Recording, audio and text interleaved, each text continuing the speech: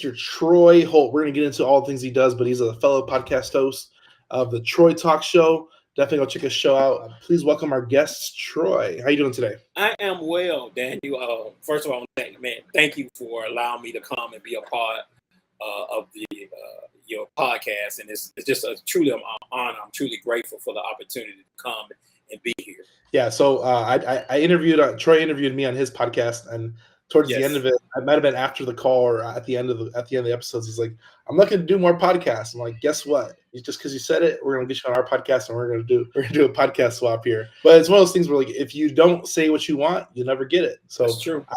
I didn't know Troy was looking to do more podcasts, but here we are. He said it, and now I hope you guys get some value today. One of the first questions I like asking is, what part of the country are you from? How long have you been there? Sure. I'm in Pensacola, Florida. I've been here since 1989, originally from Nashville, Tennessee, and I got here via the Navy. How long were you in the Navy? I did 3 years. I did one tour, got out, and been in Pensacola ever since. Awesome. Appreciate your service.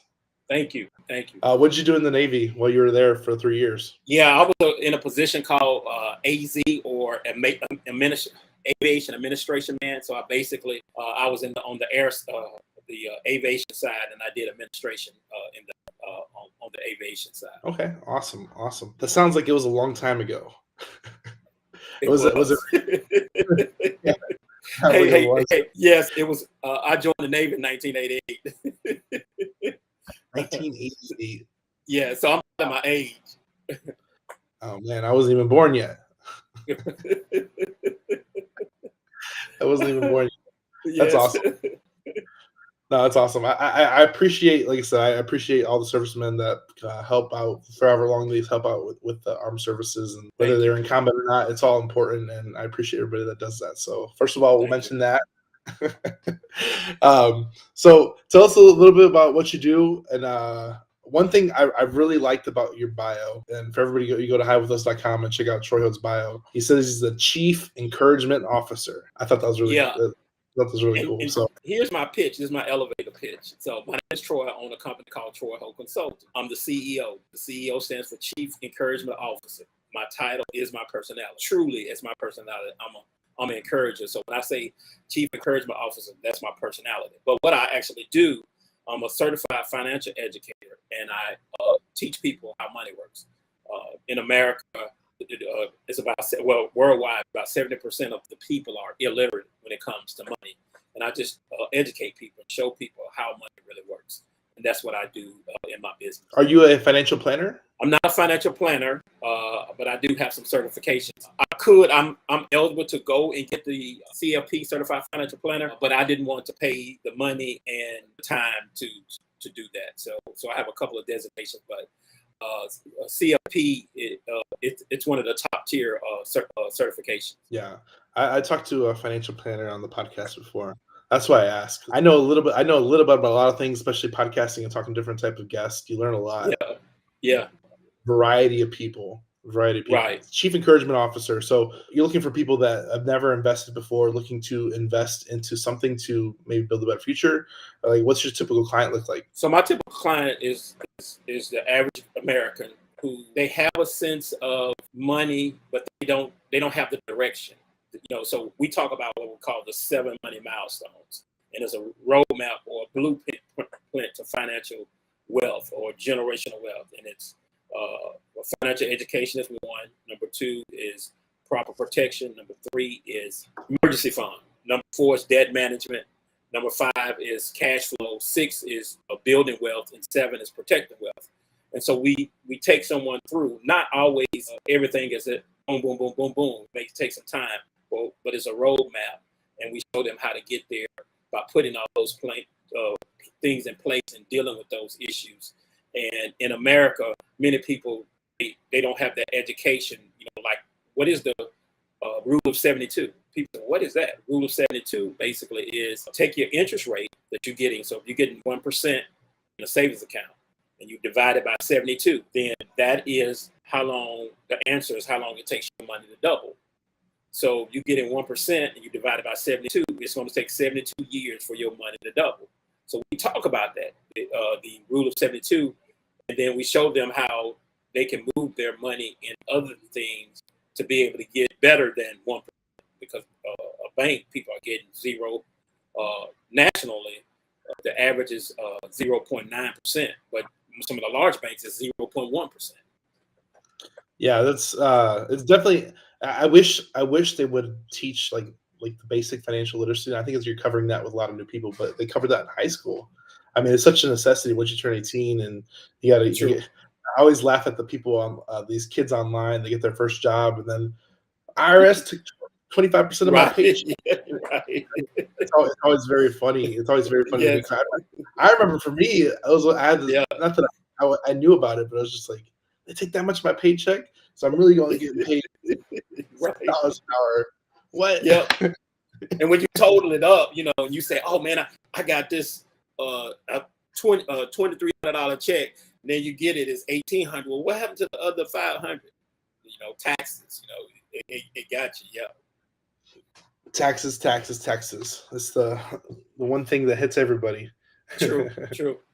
No, I wish more people. I wish more people covered financial literacy as a whole, and I think providing financial literacy to the young age is important as well. Just because, like I said, if they don't understand the basics, I hate to see it too. Because like one of the things that always blows my mind is all the people that win the lottery. They come into large sums of wealth, and it's just gone in 5 years on average. True. 5 years. So it's one of those things where like you can think you have all the right information, but whatever you don't know is what's going to prevent you from getting to where you want to be in life. And if you do get it and didn't earn it, you could frivolously burn it all essentially over time. And to your point, Daniel, even some people that win lottery many times don't realize, taxes. So they thinking they get all this money, then they get taxes. And then a lot of them, they still financial illiterate. They just got a lot of money, so they don't know what to do with it. Now, I don't gamble, so I wouldn't play the lottery. But let's say I came into an inheritance of money. So I'm gonna get my CPA, my estate planning attorney. We're gonna get together. We're gonna design a plan, and me as a financial educator advisor, I want to make this laugh, and I want to leave it as generational for my grandkids. And so I want to design a plan for that instead of just going spending money. I want to sit down and to make it last and be very wise with it. So many people don't do that. They go spend in a house or a car and things like that, in a big house and car. And for me, those things don't really matter to me. Would I like a new car? Yeah, but I mean, it's not anything. I have a 2008 Nissan Altima and a 2001 Honda Civic. So I got two old cars paid off. So so going to get a brand new car, it really doesn't move me, as some people. And I'm not knocking anybody who go do that, but it just doesn't move me. So one thing I think I really want to talk about on this show is asset protection. So let's talk about maybe you come into wealth, maybe you have a good paying job, and you want to start protecting your assets. Are you recommending them to attorneys or IRAs, 401ks to go that route? Or it's kind of individual based off whatever their goals are and necessities are at that time? Because it seems like you kind of lay out the whole roadmap, but somebody might be already at phase 3 versus phase 1 where you have to start from scratch. Yeah. This show is sponsored by HiveMind CRM. It is more than just a CRM. It is a real estate and business mastermind that comes with an all-in-one CRM. You can have unlimited websites and users. You can call, text, RVM, and email all in one user interface. And you can set up custom automations for any type and multiple businesses. 65% of companies start using a CRM system within the first 5 years of business. Once implemented, the HiveMind will save you on marketing, give you more time, and make more money. One of our users had his first $100,000 month using our system in June. We want to see you automate and accelerate your business. Text us at 210-972-1842 for future meetings, and of course to get our $1 course on how to make more than 6 figures on one land deal. You can schedule your free demo today at hivemindcrm.io. Yeah, it's what you said. So everybody's situation is different. And so I work with them on an individual case-by-case basis. So part of that asset protection is, do they have a will? Do they have healthcare power attorneys? Now, I don't offer these documents. This is a attorney, but I'm going to recommend you get these things in place.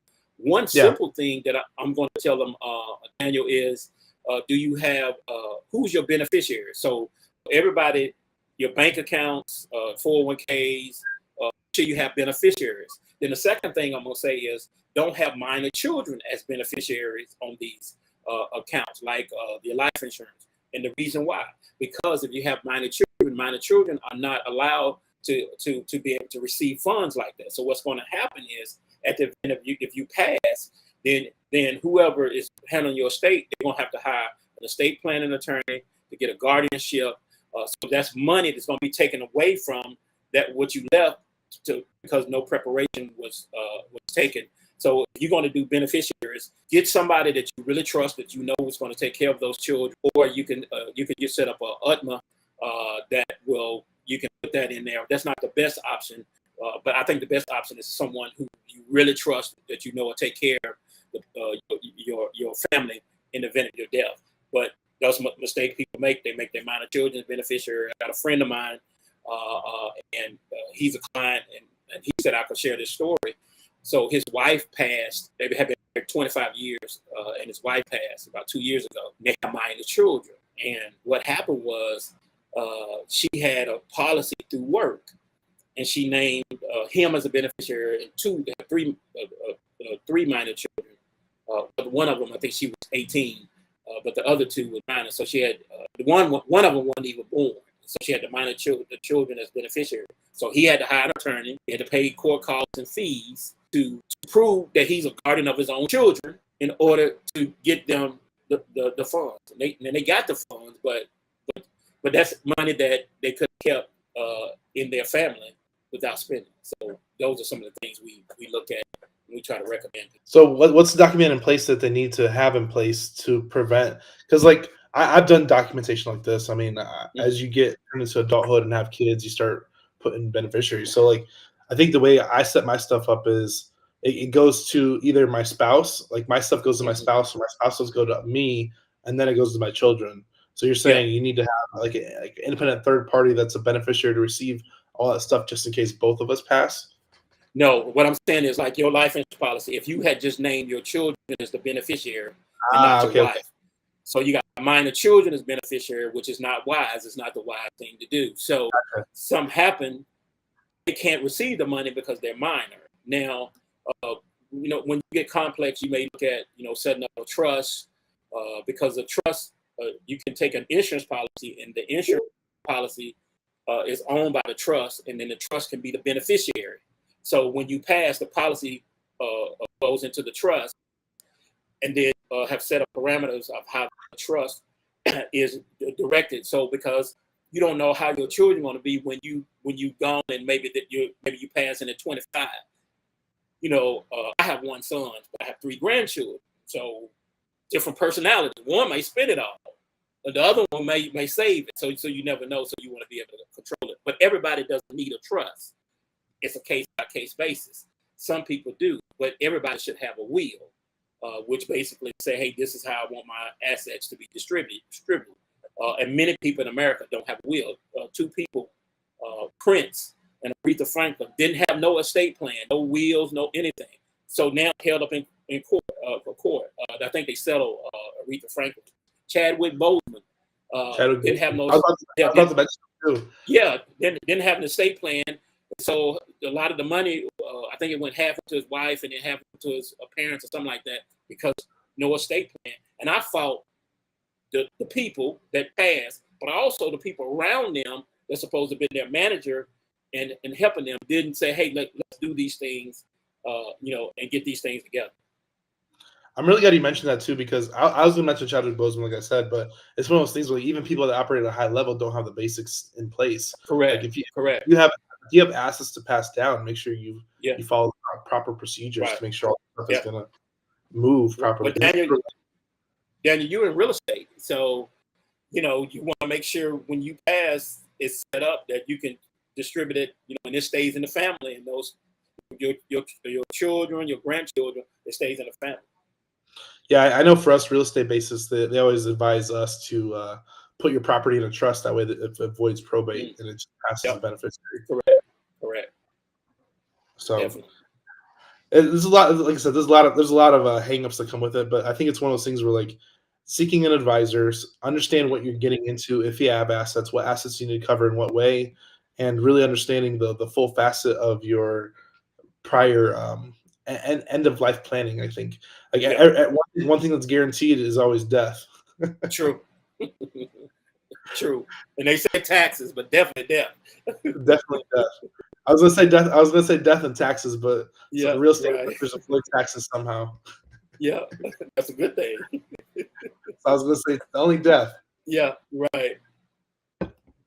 No, I think it's a cool avenue to be on because, like you said, so many people need the basics. They Um, do. they need the basics to be done properly for them. Someone's on their side to really get them to the point where they need to protect their assets because it's Correct. such an important thing.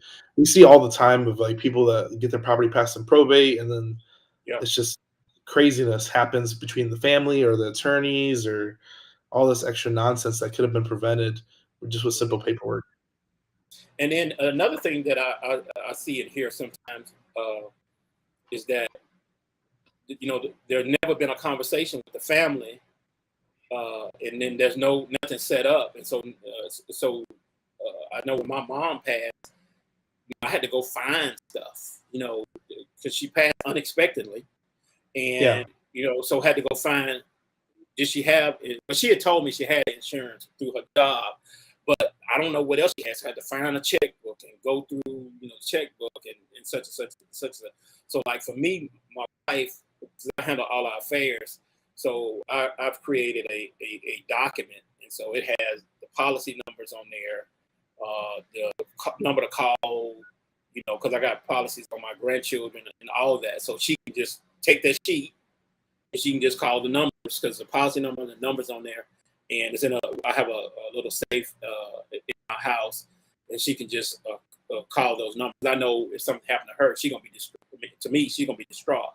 Me, I'm a little bit level headed and not emotional, so I can handle it. But with her, I know her, so I want to make sure she can handle all that.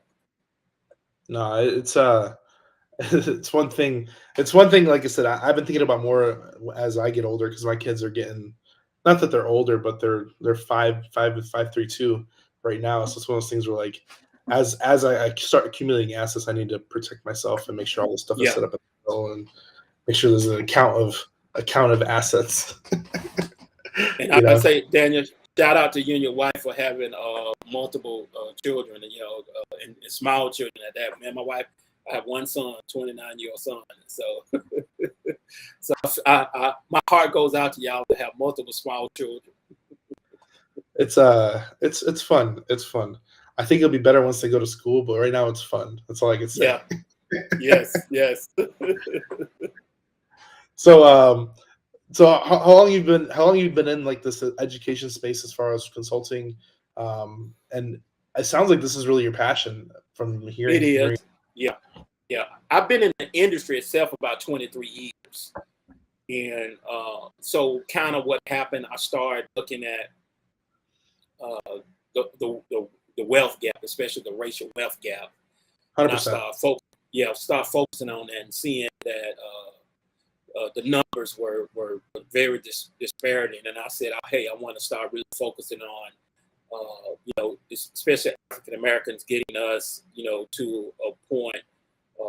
And I'm not going to be able to close the gap by myself, but if I can help one, and my practice is not exclusive to African Americans, because I'll work with anyone, but it's just we have one of the biggest need, and then also Latino there's a big gap there also for them. I think theirs a little bit better than African Americans, but African Americans we have a big wealth gap. Yeah, I think it's important that all the assets. I think this is the crazy thing about like time and asset accumulation. It's usually generations time. Like one of the Yeah, biggest reasons why there is that wealth gap in general is just that they were able to acquire knowledge and pass down those correct. assets effectively, and that's why they have the upper hand. True, and they started hundreds of years ago, and we'll just get started, and we're trying to catch up, and then we're trying to learn and then set up a generational wealth. And a lot of it came through home ownership. Go back to real estate. It came through home ownership. But remember, African Americans, we had to deal with redlining. We had to deal with the government, which was part of the redlining, the government, society. So certain people didn't want us in certain areas. You had the government that they actually put out. It was a bill in the early 1930s. Started this, and then the red line, and then also the society. Now, the fourth area that is a challenge is us. As a people, we've got to take some responsibility. Some of the things we haven't done. Sometimes we're sometimes some of the biggest consumers instead of producers, and sometimes we buy a lot of liabilities instead of assets, and so we've got to take partial responsibility also for this wealth gap. Yeah, I also want to mention too is that even like the mortgages, those are mortgage discrimination, so they wouldn't even allow them to own houses. True. So I do want to mention that too, because like I said, for everybody here, like you may not see in the right foot, or you weren't passed down assets or information and all that stuff. This is where you change it right now, and you make a better future for you and your family and your descendants moving forward. True. You can't change the past and what happened and what happened to your people as a whole, but it's one of those things where you have to make the decision. I'm going to do better. I'm going to do better for my family. I'm going to set them up better for my family. I'm going to utilize the time I have on this earth to create a better future for them, because that's what really matters. True. And hopefully they can make a change. And this is where I think I always talk about like generational stuff like this all the time. Yeah. Yes. It's not my job to hold the line and make sure they do what's right. It's just my job to teach them, so hopefully they make the right decisions, because I might not be here forever. Correct. To guide them and show them the way. So True. it's just I'm here to produce the assets and hopefully pass down the knowledge for the time I have with them, and hopefully they make the right decision, because I'm not going to be here forever. True. And Daniel, I want to just kind of correct you. I'm being funny here. You won't be here forever. Me, you or I will be here forever. 100%. 100%. No, it's such a great topic. It's such a great topic in general. Like I said, I appreciate the mission. It's such a large task to carry, or to even attack. Yeah, it's such a large task, because you really look at the numbers and the people affected by it. It's millions of people. It is. So it is. I hope somebody listens today and reaches out, because this is something that could change. Maybe not our generation, but the generations coming up in the right direction. Yep, definitely. In the right direction. There's something I saw online was that if more people put insurance on their loved ones, it would stop and prevent all the killings, because insurance people are the gangsters. I've heard that too. Yeah, I heard. And one thing that people don't realize, life insurance is probably the least expensive way for a person to leave an inheritance to the beneficiaries. Really? Yeah, because I don't want to get into the weeds, but you got term and permanent insurance. And let's say somebody buy a $500,000 term policy, and they do a 30-year term.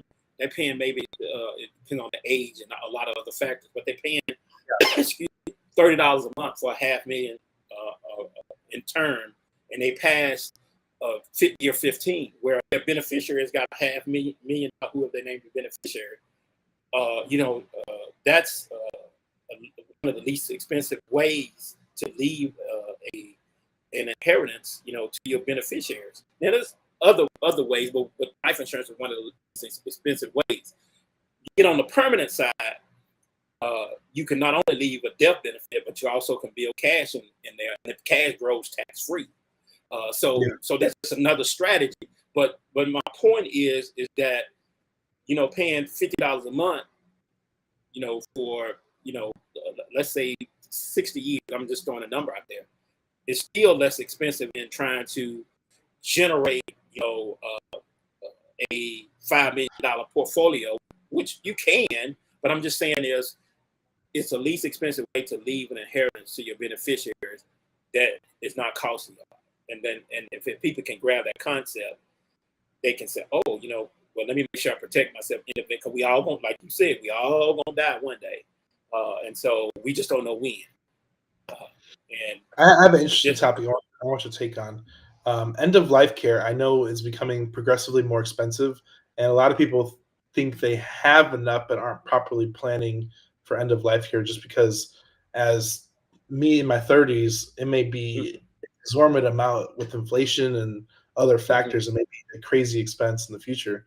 So what advice do you have on end of life care or end of life preparation towards caregiving? Because I have the reason why I asked this, because my wife has an aunt transitioning into that. She possibly needs care, and I think somebody else that I know too is going through that as well, where it's one of those things where, like, they had a high paying job. People of that age had what's the Social Security and all. They're getting all the benefits that we don't necessarily have access to anymore. Yeah. But it's one of those things where end of life care is becoming inexorably expensive, and you need to prepare for that.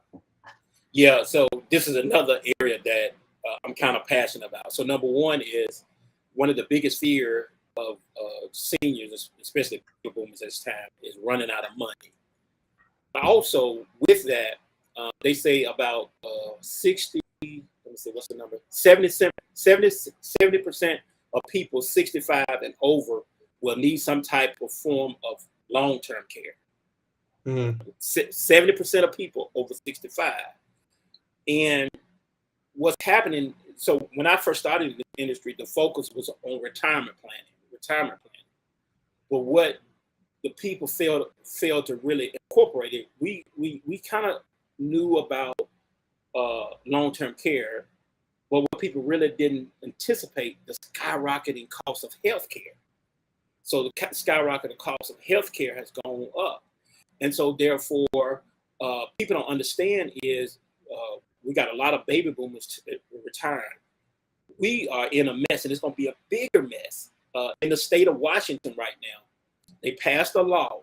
So they passed a law, and they put it on hold, but they passed a law that said that they're charging a payroll tax for W-2 employees.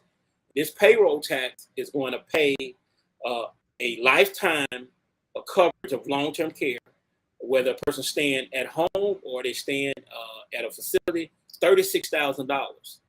Okay, the average stay in a long-term care facility is about 4 years, and the average cost is about $300,000.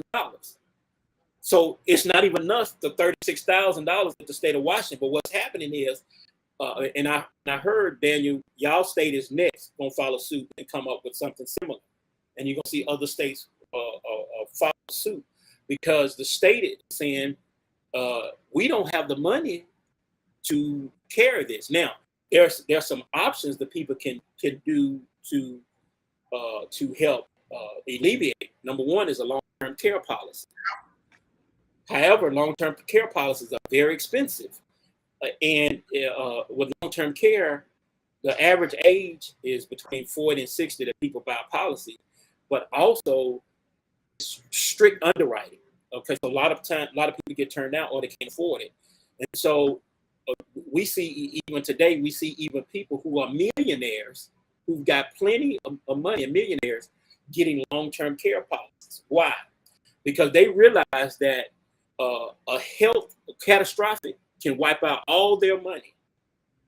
So we come into this issue is going to come up where the long-term care and people, and then another thing that people don't realize with this long-term care, this end of care issue is that the government doesn't allow you, like, for example, if you got assets, they'll grab your assets. If you have to go to a state facility, people say, well, I just transfer my assets to, like, I just transfer my assets to you, Daniel. I'm the father, and you the son. I just transfer my assets. But the government doesn't allow you. They got a 5-year look back. So you got to set those assets up 5 years prior before they not be taken. You see what I'm saying? So this is getting deeper and deeper in a bigger mess. And we just need to make preparation. And I have some options. People can do. There's one option they can do a standalone plan, which is very expensive. There's hybrid plans, and then there's an alternative plan. So if anybody listening got questions about that, just reach out to me and I'll help. I'll educate. That's amazing. I didn't know that. That's crazy. Yeah. Stuff you don't even think about. And then I think this is the importance of this conversation as a whole, is stuff you don't think about. Maybe it's time to think about it. Maybe put it in your horizon. Stuff you're gonna have to face eventually. Whether maybe you're not address it today, but you need to address it sometime in the near future, and set up and prepare for it, and make sure you're ready to handle that occurrence whenever it happens, because it's gonna happen. It is. Yeah, I told you 70% of people over 65 gonna need some type of. And that could be in home, could be in a facility, but they're gonna need some type of care. Yeah, it's crazy. That's a big number. It is. It really is. That's a very big number. Whew. That's crazy. Scary. Wow. Yeah, it's very scary. Yeah. Very, very scary. That's huge. And healthcare is not going down. It's still increasing. Yeah, it's still increasing. Definitely, it definitely is, for sure. This is why, like, a lot of people they'll travel for healthcare just to avoid the cost from United States healthcare. Yeah, right. Yeah, definitely. Yes. That's crazy. Man, there's a lot of stuff to unpack with this. What is a quote that is yours or somebody else's that you resonate with? Quote that I resonate with. Oh man, I have a few of them. But one of them is, small acts of kindness can create a big impact. And I'm a firm believer of doing kind acts for people, because you never know what somebody is going through. You could be contemplating suicide, and I can call you and say, "Hey, man, I just called, man, to encourage you, man. Just want to check on you, see how you doing. Can I have prayer with you?" And you could be like, "Man, today I was going to take my life," and that one little small impact doesn't cost me money. It just little time. Now, one of the things I do, let me share this. This is one of the things I do, especially on social, especially on my Facebook. I do it on the other platform, but especially on my Facebook.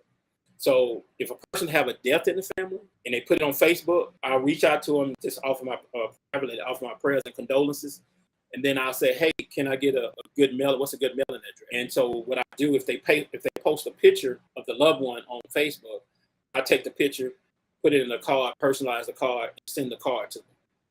Not asking for anything, not trying to sell them anything, just trying to be a source of encouragement. Now, what I've also done this year, so I have a system that I send these personalized cards, but what I've also done this year is they'll get a card again in 90 days, they'll get another one in 180 days, and they'll get another one in 365 days. The reason why, because death is grief is a process. So when the funeral is over and everything gone, there's nobody really thinking about them. Everybody's gone with their life. And I just want to let them know that somebody's still thinking about them, during that grief process. So that's one of the things that I do, because a small act can create a big impact. That is amazing. It's amazing. A lot of people, they don't, till you've been hit with grief in your own way, in your own life, and till it's tangible in your own life, you really understand the effects and power it can bring individuals on an individual level. Just because life's hard. It is. And I told you my title is Chief Encouragement Officer. I told you it's my personality. No, that's amazing. It's amazing, because a lot of people forget. Yeah, they do. And I mean, if when I had death in my family, I wouldn't. My mom passed. I don't charge anybody. I understand people got life and they're moving with life, but me, I just know how it is, and so I try to reach out to people. And these people, I may not even know them. We just friends are connected on Facebook, and I just know how it is when you have a loss and you're grieving. And I just want to be, encouragement. Now, there's people that have birthdays and celebrations. I send them a card also. So I try to comfort people in their losses and celebrate their wins, because everybody have loss. Lose a job, divorce, a pet, a spouse, or family members. We all have losses, and so let's encourage people and comfort people in their losses, so they won't feel like they're alone. Yeah, yeah. I do the birthday ones. Whenever I get clients that I see it's their birthday, he's a friend of mine on Facebook, and then I'll put him a happy birthday on their stuff. And it's something I do every day. If I recognize their name as a client, I'll do happy birthday. Just because a lot of people, I mean, when you get older in age, there's less people around that you grew up with. True. It happens. True. It happens. My wife's great aunt, she was like 97, and she all of her direct descendants and siblings and everybody was passed. So there's no one. It gets kind of lonely when you get to that age, because you're one of the last people, and everybody you knew and grew up with is gone. That's true, and it's true. And then with that being said, Daniel, we don't go around them as much because we're so busy with our lives, and so many times the seniors are lonely. There's one senior in our church. I try to periodically, like on the weekends, I go grab early in the morning, grab him some coffee and drop some coffee off to him. He really appreciate that, and so even his family is not involved as much with him. So and I kind of put myself in the shoes when I get his age. Would I want people to come around me and do things for me? So you reap what you sow. 100%. Let's talk a little about your podcast, Troy Talks Show. Yes, I know you recently started this, or not recently, but you got 50 episodes out. Yes. Tell us a little about your podcast, where people can find it, and what's the purpose of the podcast?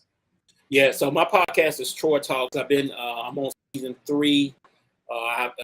My next episode will be my 50th episode, so I'm gonna probably do some type of celebration, the 50th episode. This month I'm doing women history, so all my episodes are women. That's coming out this month, and awesome. Basically my podcast, it started off as a monologue, me just sharing my insight and things, and after 10, 12 episodes, I switched to a interview style. And basically, it's kind of a general podcast, and I basically interview people, and I want them to share their story, all industry walks of life, share their story, and help them to share with my audience, different things, their experience, their education, their failure, success, tips, strategies, and to share with my audience to help them to be able to navigate their business, their life, and things like that. So it's really been exciting. It is a lot of work, but I do enjoy it. And I want to say this for people to hear this. The one thing, my podcast is not, I didn't do it for monetization. I get very, very, very, very, very, very, very, very, very small monetization. But and one day, hopefully, it may turn to big monetization. But one of the things, the joy of satisfaction I get out of the podcast is to meet amazing people, even like Daniel, amazing people who you find out about their story, you build a relationship with. That's the joy that I get out of a podcast. That's amazing. Yeah, it's a cool show. I enjoy being on. For everybody here, go check it out. Troy Talks podcast on all platforms, I'm sure. And it's coming out. Oh yeah, I forgot. Yeah, you told me that. Yeah, so it's Spotify, Apple, Google, iHeart, Amazon. There's a few other ones I can't think of, kind of on side. I can't even think of, but it's about 8 of them I'm on. So, but the majors is Spotify and Apple. And then you're coming out on YouTube, correct?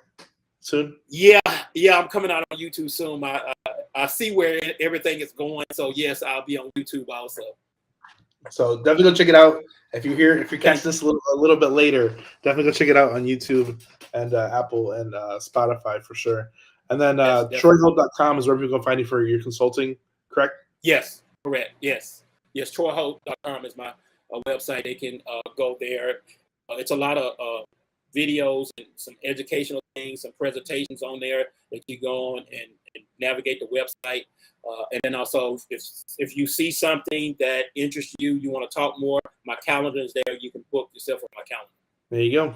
I appreciate you coming on. I appreciate you sharing your passions, and I hope to help make some impact with you through this show. And who knows what small impact this will make, but I hope to help impact some people, and hopefully somebody will be like, hey, I saw you on the High Villas podcast. And yes. They'll share their experience with it. I don't know. Who knows? Thank you, Daniel. Thank you. I appreciate your time. Please go like, share with a friend. Send us somebody needs encouragement or some end of planning. And we hope to see you on the next episode. Thanks, guys. Thanks for coming in. We'll see you next time. Thanks, Troy, for coming on. Thanks for watching this YouTube video. We hope you found value. Please like, subscribe, and hit the bell to watch more videos just like this one.